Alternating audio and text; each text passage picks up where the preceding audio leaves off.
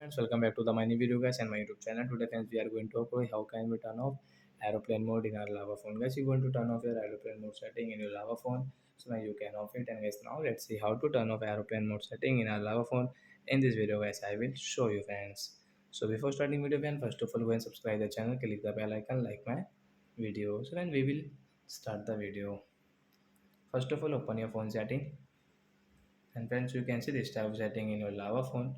So when scroll it friends, you can see your network and internet setting guys. Click here.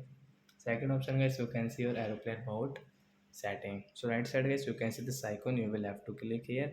Then guys your aeroplane mode will off in your lava phone guys. You can see this icon will remove on your screen. So like that guys, you can turn off your aeroplane mode setting. After turn off aeroplane mode guys, you can use your mobile data setting, and guys each and everything you can use in your phone. So that's it guys, thanks for watching the video guys. We will meet on next video. Bye friends.